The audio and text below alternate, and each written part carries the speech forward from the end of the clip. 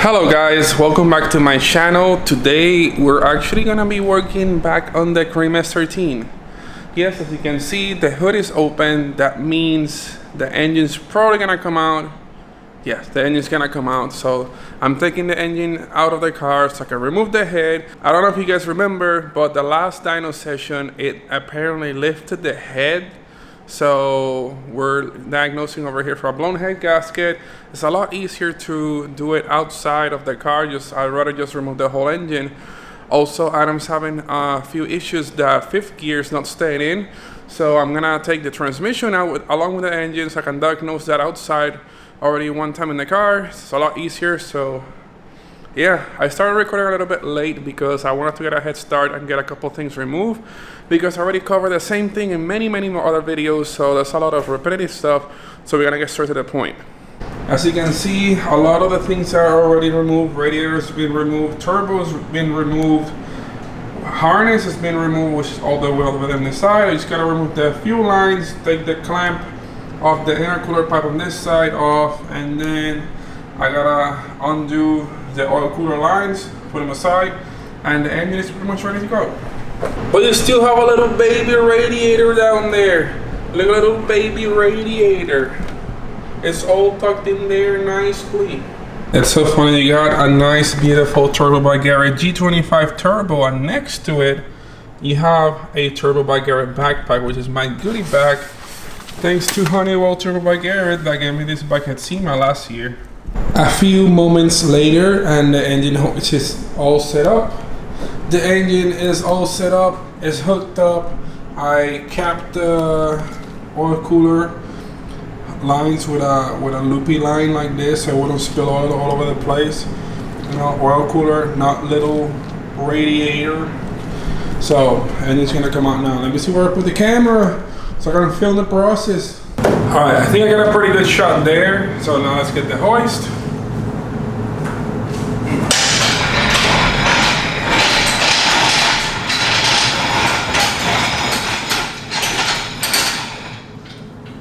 Ooh, that was so close.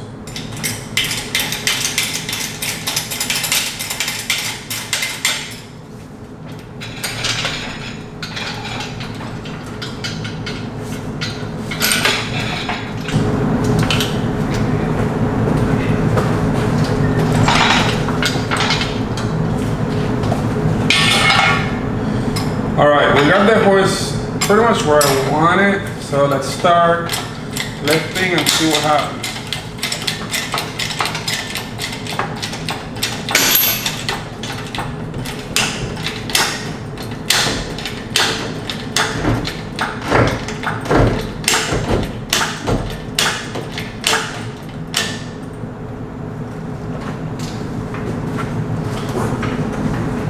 Jack the transmission a little bit. Ah, there we go. Off the motor mount. Now we're pulled back. And it's kind of stuck on something. Let's see this motor mount. I think it's off. Can't really see it very well. There we go. And the pull. Then lift a little bit more.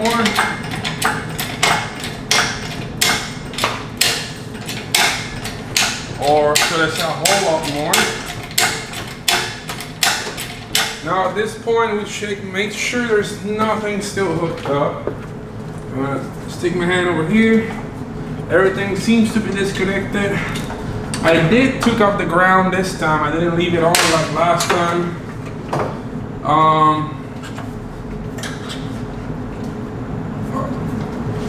No, this hose can't be lower than the rest of it, or if not, water will come out. Alright. Throttle cable's there. Alright, everything's disconnected. Let's keep going. We got this. Pull a little bit more.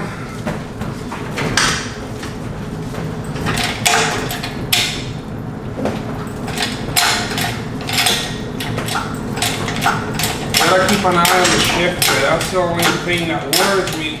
So far, so good. I can now take the transmission jack off.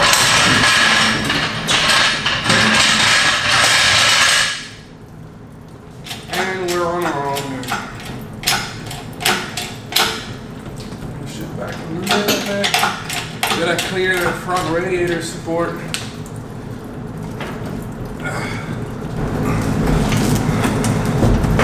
There we go.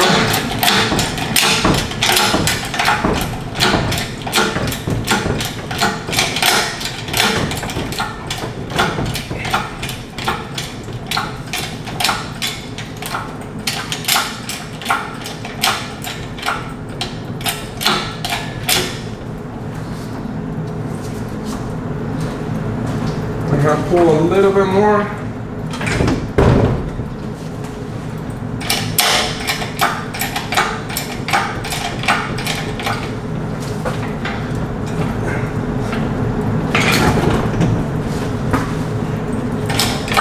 This is so much easier with 2 people.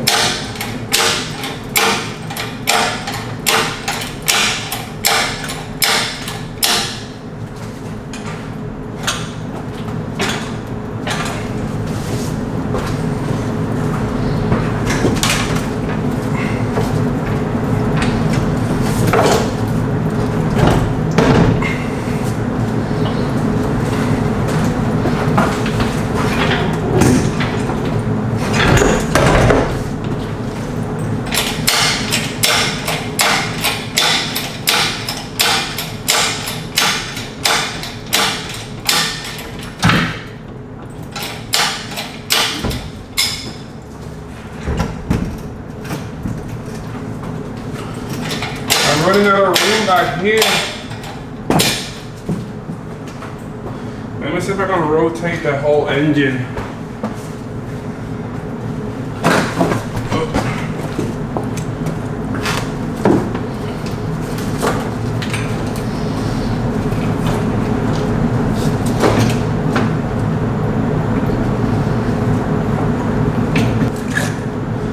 Alright, I think that looks pretty good.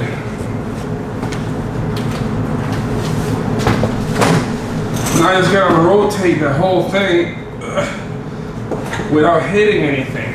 Should be easy enough, right? Oh my god. Oh my god.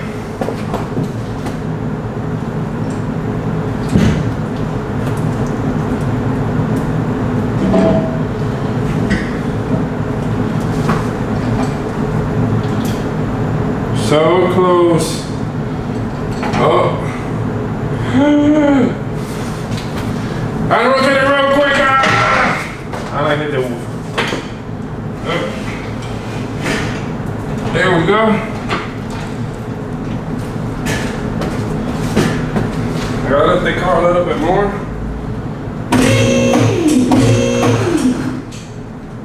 And then lift the engine a little bit more too.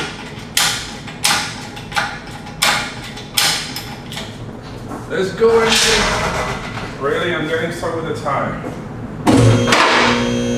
Alright. And now I gotta lift more, once more. How high can it go? You know, just a little bit. That is just so scary. Alright, now we pull. Come on. You can do it. Oh, and I got stuck. Oh.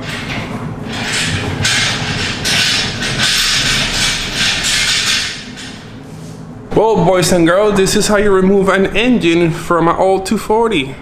Engine's out hanging over there pretty nicely. So now let's give some attention and see what we find. I guess the first thing that I'm gonna have to do with this is to remove the starter. Then I need to remove the transmission from the engine so I can remove the clutch and the flywheel, and I can put the engine on the nice engine stand all the way over there. You ever notice something weird that right now this transmission is way bigger than the engine? So you got our engine hooked up to the transmission instead of transmission hooked up to your engine. I'm going to start by removing these bottom bolts, which are smaller.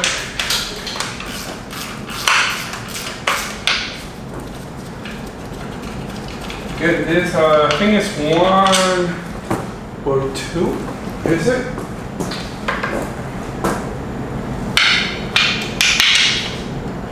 Is it just one of the smaller ones? Okay, so it's one of the smaller ones. Then I'm gonna have 1, 2, 3, 4, 5 of the bigger ones. The side ones.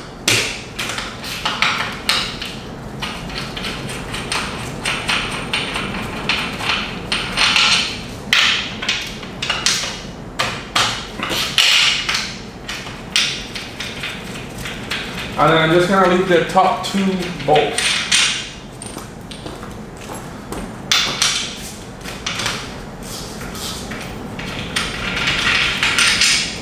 All right, now we gotta get this thing back down on the ground so I can separate the transmission from the engine. Put it pretty much like this. Oh wait, I need to remove the starter first. Do I? I think so. There's a 17mm socket.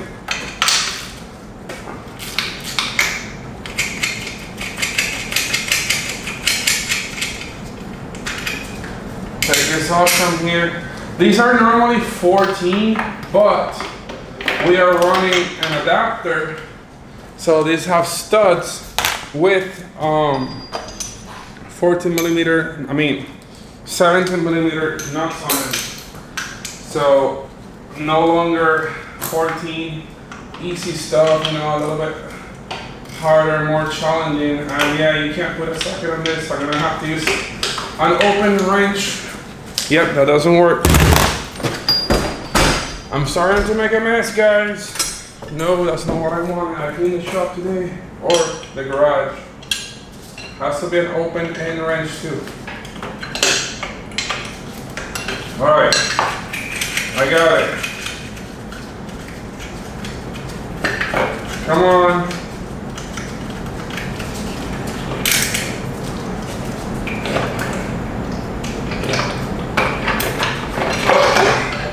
Starters off. Now I can go ahead and put this in the ground.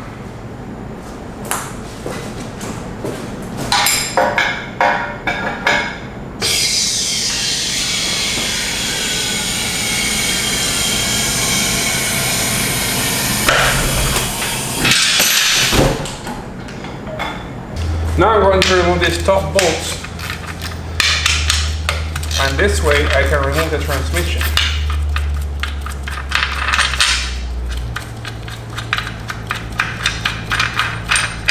I wonder how hard it's gonna be to pull this thing out. Let's see if this thing will just pull right out like last time.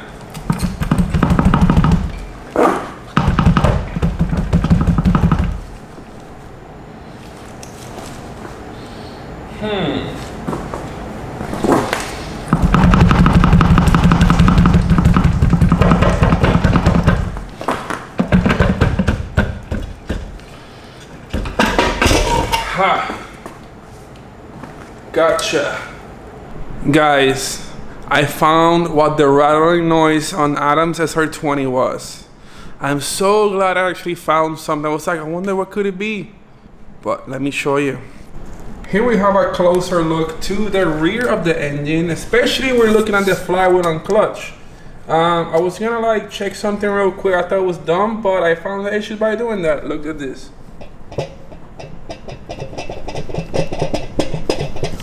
It's loose. I wonder what happened here. Wait, let me put the camera like somewhere solid so you can see it.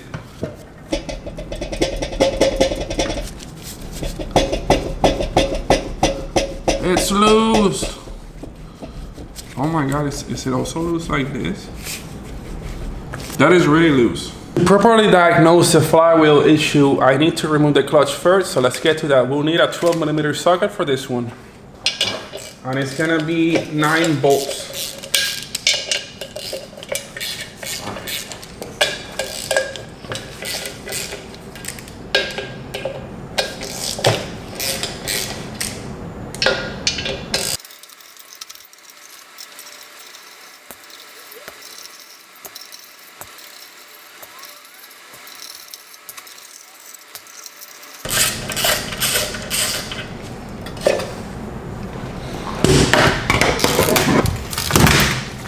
Taking a closer look over here, you can see that this is all loose. Oh my god, it's so sketchy.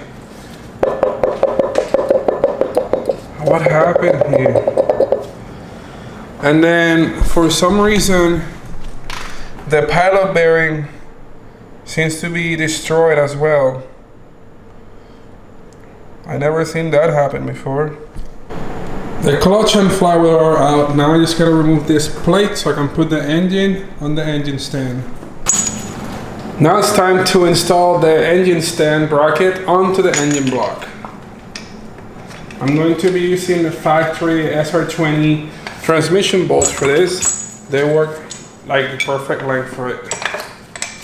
I'm going to be using the two top bolt holes, and then over here I'm going to use this two on the side and get this thing to cooperate. There we go. So it goes here, and then the last one over here. You don't want to grab to any other bottom ones because this is the upper oil pan. So if you need to remove the oil pan and you have a bolt there, you will not be able to remove that. So now I'm gonna go ahead and tighten this. I will be using a little impact gun, but it's not here. I came in my other car today. I'm not carrying an E36 with all my tools. So I kind of like have myself to blame for that one.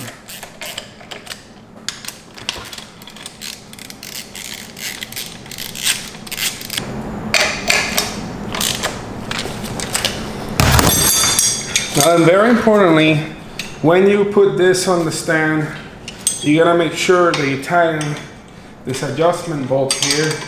If not, the whole thing is gonna be wiggly on you.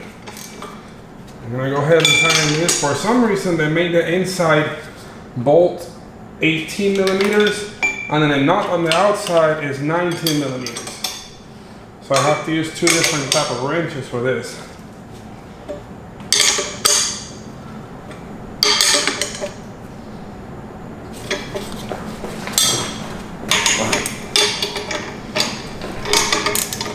Now, all it needs is an engine stand. So instead of lowering the engine stand the way BIGBOOST does it, you pick the engine stand and put it on the engine while it's in midair. Turn it around like this. Then gently lower the engine.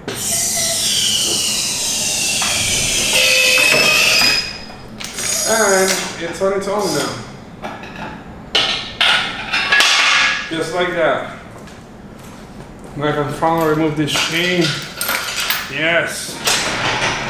Now it's got power in this little engine stand. I wonder how fast it'll be. Well, it looks like we may be reaching the end of today's video. It's already getting pretty late. The engine is on the stand ready to get work done, but there's a lot of stuff to do on this and it's gonna take a couple more hours to get it all taken apart. So instead of rushing this, since I need to inspect everything, I'm just gonna go ahead and do it on tomorrow's video and get a fresh start tomorrow.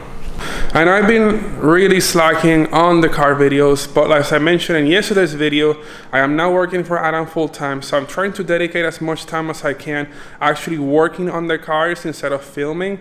But today, I'm also gonna be covering the build of this engine, well, tear down, and then what happened to it, and then putting it back together and testing the car. So hopefully it will be pretty exciting the next few days working with this.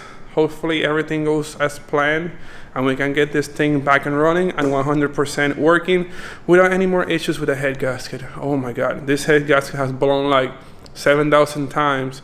Hopefully this next time nothing else happens, and hopefully it's not because it has another strip stud on the block. In the summer sky.